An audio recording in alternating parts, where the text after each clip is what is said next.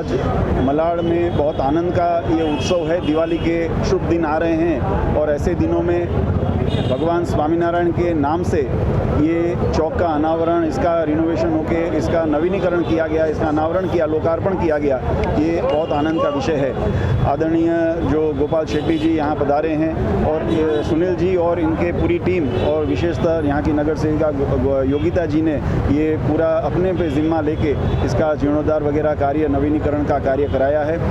भगवान स्वामीनारायण ने मनुष्य जीवन में उत्थान के बहुत कार्य किए हैं। ये चौक के माध्यम से उसके कार्यों को प्रोत्साहन मिलेगा, वो आदर्शों को प्रोत्साहन मिलेगा और वो परंपरा जीवंत रहेगी। हमारी भारतीय सनातन वैदिक संस्कृति और हमारे विचारधारा में की ये पुष्टि होगी। इसके लिए ये बहुत अच्छा उत्तम कार्य है। सर, आपका कहूँगा तो स्वामीनारायण जी का कितना बड़ा योगदान रहा है, जैसे आपने बताया कि बहुत बड़ा योगदान रहा है, तो उसके बारे में जानना चाहूँगा, क्या कहना चाहेंगे? मैं बताऊँ? मैं स्वामीनारायण संप्रदाय का देश आ जाएगा। स्वामीनारायण संप्रदाय का विशेष करके हमारे जो युवा वर्ग है, हम लोग कभी सोच भी नहीं सकते हैं कि इंजीनियरिंग किया हुआ लड़का पूरा अपने आप को धर्म के लिए त्याग कर दे और पूरा जीवन स्वामीनारायण संप्रदाय के लिए वो काम करते हैं। आने वाले नई युवा पीढ़ी को देश और धर्म के साथ में कैसा जोड़े, उसके लिए पूरा जीवन भर प्रयास करते रहते हैं। मैं तो बचपन से ही स्वामीनारायण संप्रदाय से प्रभावित हूँ और पार्षद बनकर आज मुझे प्रतिनिधि बनकर 30 साल पूरे हो जाएंगे फरवरी को।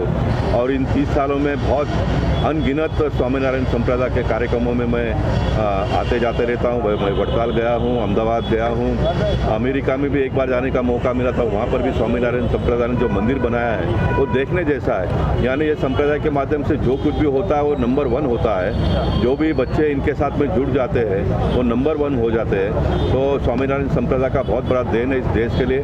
नरेंद्र मोदी जी आज जो कुछ भी कर रहे हैं उसमें भी इस संप्रदाय का बहुत बड़ा योगदान है।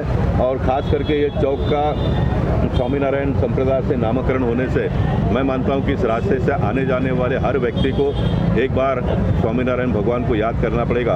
और जो व्यक्ति स्वामीनारायण संप्रदाय भगवान को याद करेगा उसका जीवन कल्याण हुआ है, ये हम लोगों ने प्रत्यक्ष महसूस किया है। इसलिए मैं फिर एक बार सभी सुनील कोहली जी, योगिता बहन को हृदय से धन्यवाद देता हूँ और सारे स्वामीनारायण संप्रदाय से जुड़े हुए हरि भक्तों का मैं हृदयपूर्वक आभार मानता हूँ कि वो हम सबको मदद करते हैं, हम लोगों के साथ में रहते हैं। और दीपावली के पूर्व संध्या पर महाराज के साथ में बैठने को मिलना, यही मानता हूँ कि बहुत बड़ी उपलब्धि है।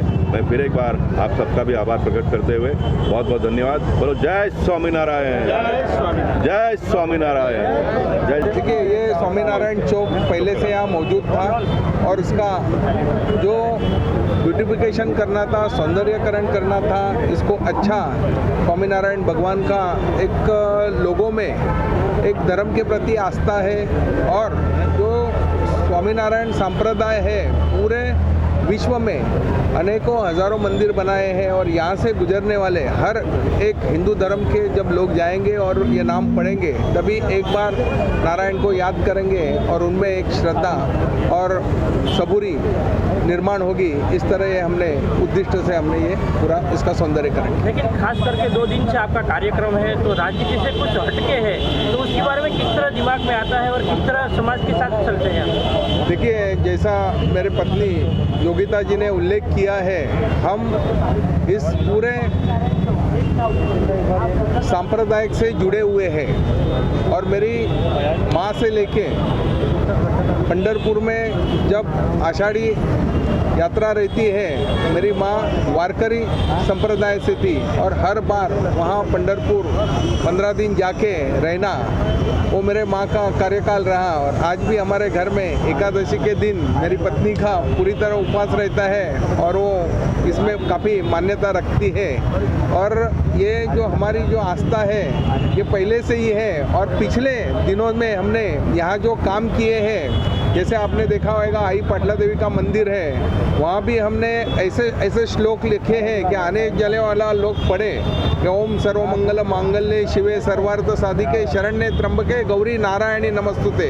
ये ऐसा हमने वहाँ श्लोक रखा है ताकि आने वाले जाने वाला हर आदमी जब मंदिर में लाइन में खड़ा रहेगा वो बार बार वो श्लोक बढ़ाएगा तो उसका पुण्य ऑटोमेटिकली बढ़ेगा। कल हमने कोली समाज के वास्तु का निर्माण किया। आने वाले समय में हम वामनराव पै चौक का पूरा सौंदर्यकरण कर रहे हैं। साथ ही साथ जो गुजराती समाज की जिसमें आस्था है और गरबा का वो स्टैचू वो भी हम लोग निर्माण कर रहे हैं। तो ऐसे अनेक विविध प्रकार के काम हम लोगों के लिए करेंगे। राजनीति में रहने के बाद हमने विकास के काम यहाँ करने की पूरी कोशिश की, 100% कोशिश की। जैसा हमने एसवी रोड के विस्तार का काम, विस्तार की बात की, जो आनंद रोड पूरा स्टेशन से लेके पूरा चिंचोली फाटक तक का जो आनंद रोड का काम है उसका पूरा सर्वे, टोटल स्टेशन सर्वे हुआ है। आने वाले समय में वो भी रोड भी हम ओपन करेंगे। यहाँ हमारा कलावती आई का मंदिर है, वहाँ भी हमने विद्युत लाइट की पूरी व्यवस्था की और वहाँ भी हमने धर्म की आस्था बढ़ाने का काम किया है। और आने वाले समय में हम राजनीति से जुड़े रहें, नहीं जुड़े रहें, लेकिन ये धर्म के नाम पे हम लोगों को जरूर जुड़ते रहेंगे और लोगों का काम करेंगे।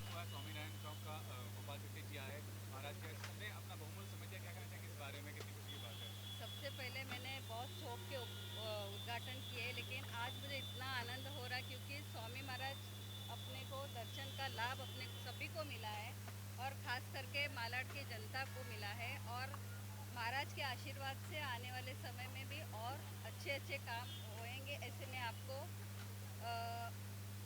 गर्व से कह सकती हूँ।